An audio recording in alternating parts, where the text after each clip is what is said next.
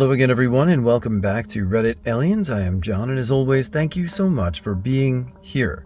A dark, tough topic today. Let's do it. Police officers of Reddit.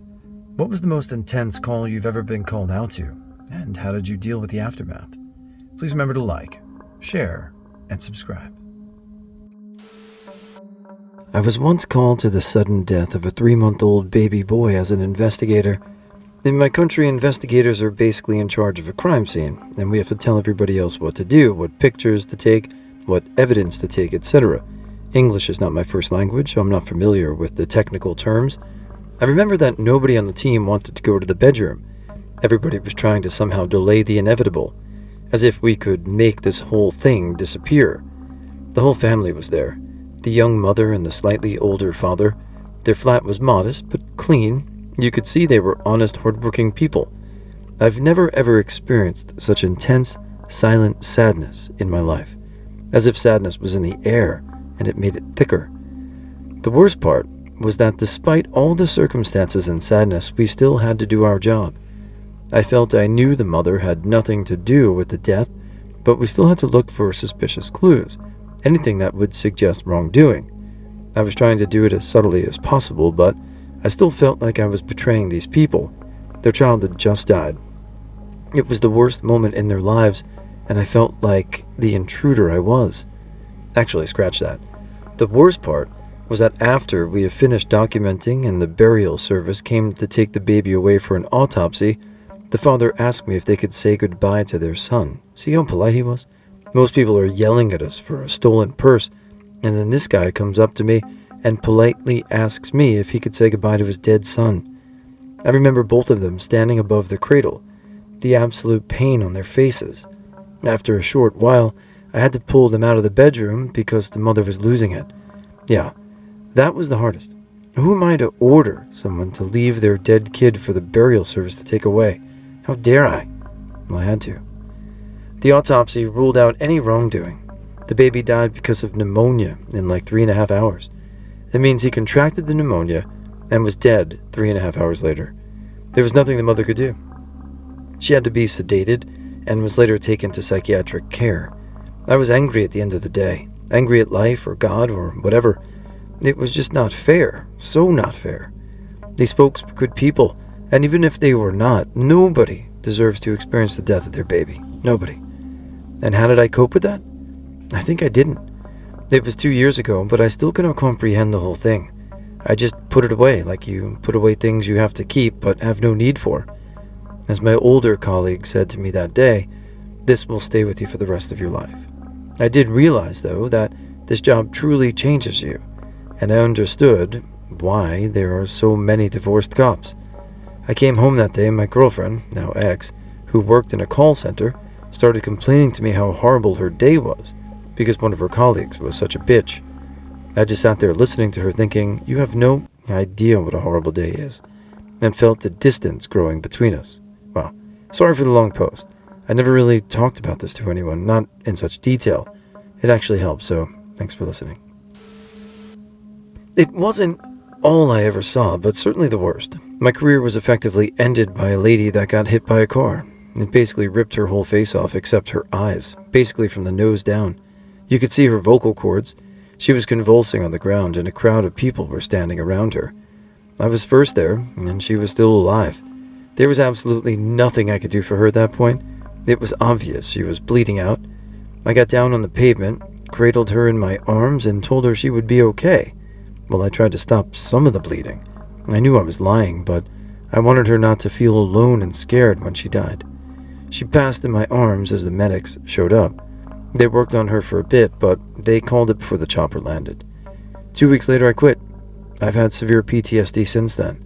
I drink a lot to self-medicate. I go to therapy. I've lost almost all my friends and several jobs. I take pills every day for depression. Sorry for the vivid description, but you asked. I can still smell it, see it, the works. Saw a little kid standing on a busy street corner in the dead of winter, around 2 or 3 years old. Went up to him to talk to him and found out he had been standing out there for an hour or so while a good Samaritan kept eyes on him from across the street in his nice and warm house. Eventually led the investigation back to a battered women's shelter nearby. The manager recognized the kid and said his mom was upstairs in another room. Went up there and found out she died from a heroin overdose a few days prior.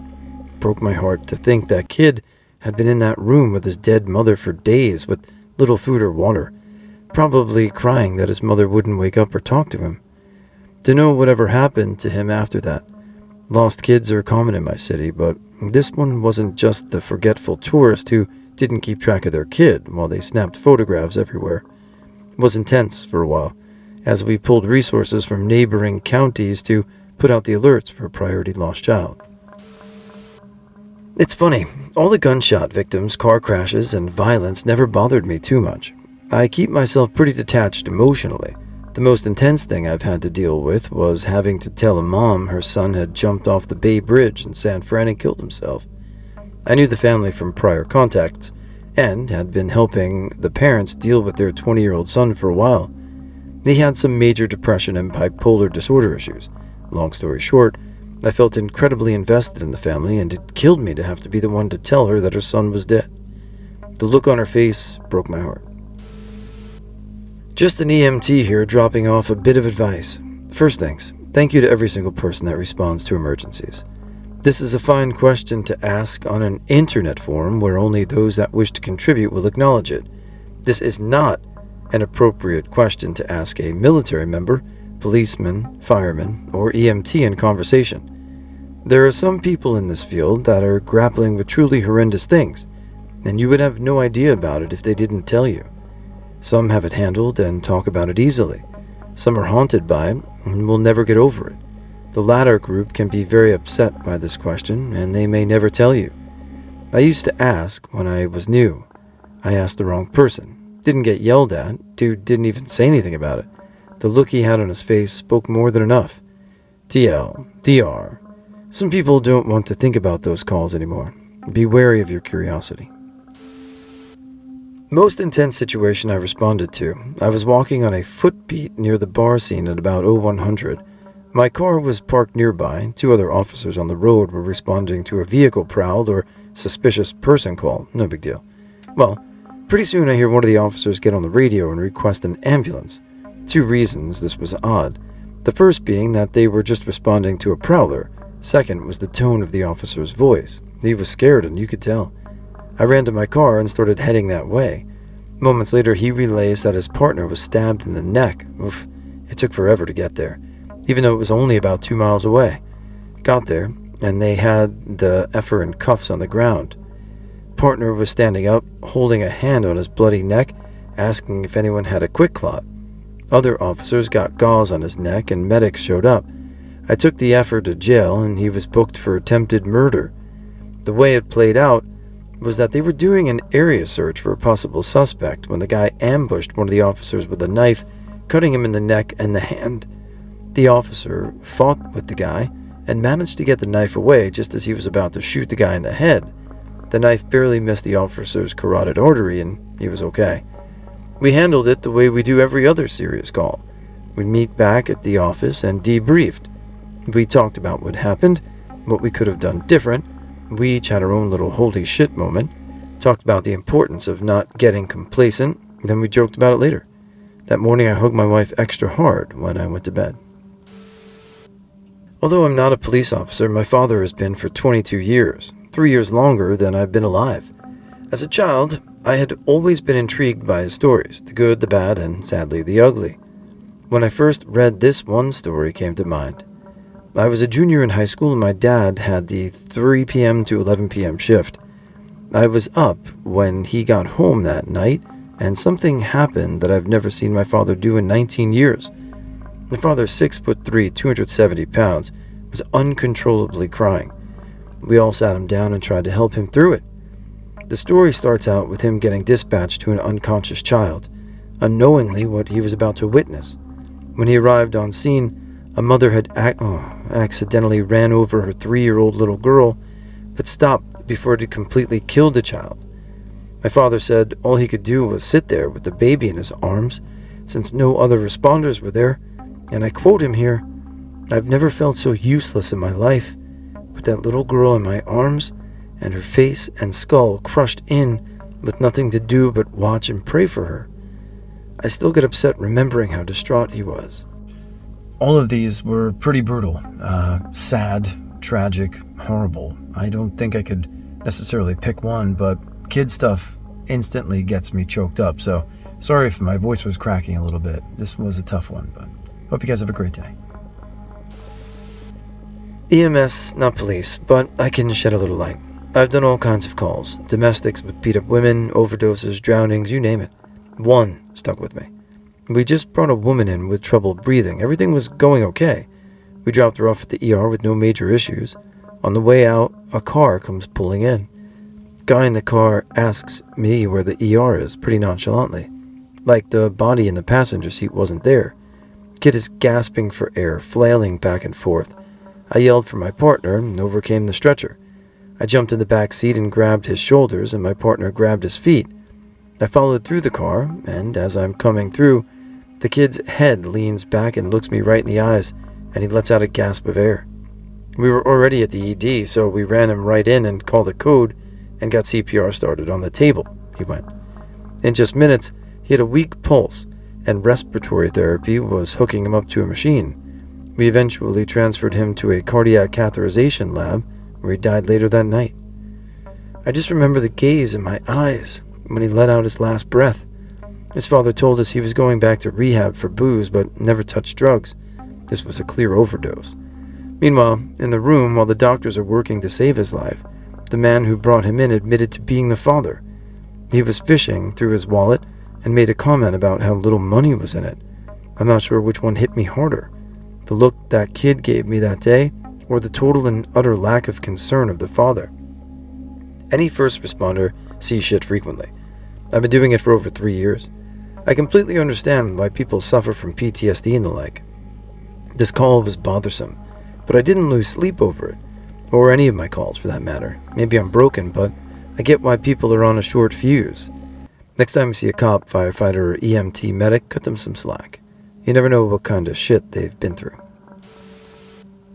I've seen lots of dark stuff that I think I've mostly coped with. I've developed a very dark sense of humor from it, and I definitely drink more than I used to. I make sure to talk, generally in a funny way, with other cops after a bad or gross call. The one I can't shake is this call. I was training a brand new recruit. Whenever there's a recruit on the road, the dispatchers make sure to send tough, interesting, unique calls their way. We got sent a next of kin notification for a death that had occurred a ways away from our city. We were in the middle of grabbing a coffee when we were dispatched. We were finishing getting our coffee, and before we could even get back to our car, the dispatcher comes over the radio again and asks us if we're almost on scene, as the family knows something is up. We didn't know the details of the call yet, but it was obvious that something was unusual about what had happened.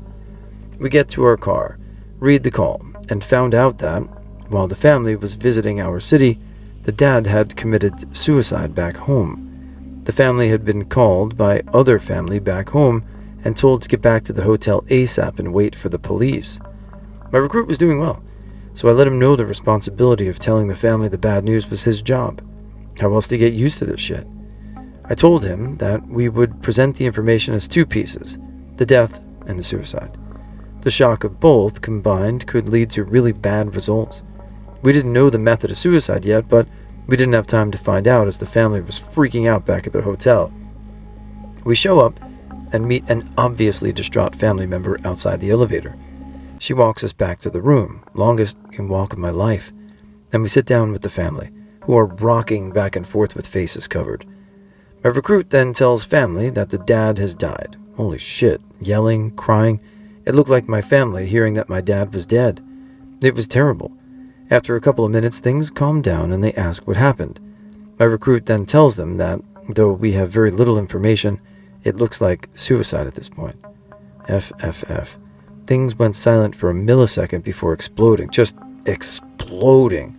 Denial, yelling, tears, wailing, anger, everything at once. About 20 phone calls, and a long while later, things had calmed down considerably. We had our victim services unit attend to stay with the family as we had other calls to go deal with. We left, and the family was so incredibly gracious. We got hugged and thanked for our service and professionalism, and told that this must be the hardest part of our job, and Basically, the dad had been dealing with depression but didn't know how to express it beyond being a bit lethargic. The family recognized it after the fact, but it was obviously too late. I spent the next day at home, either sighing or crying. I found myself in a similar trap to the dad, where I felt unable to express it beyond lethargy. Eventually, I talked to my wife, but it took a while to get above the shit feelings. This call still lives with me every day, but in a way that reminds me to be proactive and sometimes destructive with my mental health. In my first 6 months of the job, I was dispatched to an armed robbery in progress at a local gas station. This then turned into a 3-hour standoff that resulted in me firing my weapon at a person for the first time. To make things worse, the guy's family began fighting the other officers and fire guys that were trying to secure the scene. How did I cope? I see a doctor regularly. Lots of other shit has happened, and I've seen some terrible things, but I wouldn't trade this job for anything. TL, DR, mace, knife, and a flying eye. Worked with an ex-homicide and gang detective when I did security work at a casino. The old man told us all about this one time he was training a rookie, and him, his partner, and the rookie went on a call for a man wielding a knife at an apartment complex. They showed up and were trying to calm the guy down and get him out of the hallway too. More open spot. The guy decided to lunge with his knife, and the rookie panicked and started spraying mace in his face. Sadly, due to the enclosed area, they all began choking and had trouble seeing. In the midst of the misty mace fumes, my boss saw the man getting closer and smacked him across the face with his baton. The man's eye flew from his socket, and he dropped to the floor trying to find it in his concussed state. Then the rookie takes a step back and steps on it. Thankfully, it turned out the eye was a glass prosthetic. I also saw him, at the age of 68, get maced by DCI while fighting with a very drugged up and super pissed Arabic man. He walked towards me with a bloody nose and wiping the tears from his eyes while telling me how much he loved his job. Then he was one badass man. Suicide attempt by jumping off of a building. I was a part-time police officer for a different city that I'm working in now, and I was fresh off field training. I was called to a residence where a woman said she's feeling suicidal, doesn't want to live anymore, and is going to jump off her second-story balcony. It was a small town, and I'd been to this woman's house plenty of times in the past for similar complaints, so she's worked her way into kid who cried wolf status, but we still have to respond. The last time that happened, she had to be put in protective custody and fought with police officers. This woman's about 200 pounds and fought with officers, dead-weighting herself and claiming to have been beaten. She's notorious for fighting with male officers, basically everyone but the one female officer, so I waited for the only other officer to respond with me. In the meantime, I'd figure I'd drive around the building she lives in the city's main street, and check the alley for a balcony she had access to. The entire block is a perfect square that is split in the middle by an alley. I drove down one side and looked down the alley and saw nothing. I went around the block and checked the alley again, and there she was. This woman jumped or fell from the alley, probably seconds after I'd driven past the alley the first time. Newbie me goes, "Oh shit," panic mode, and gets on the radio saying, "She jumped! She's in the alley, she jumped!" She didn't respond at first, but after a few moments let out a loud, unforgettable scream. Her right side of her face was bleeding and beginning to swell shut at the eye. When she wouldn't respond, I kept calling her name, so when she actually screamed at me,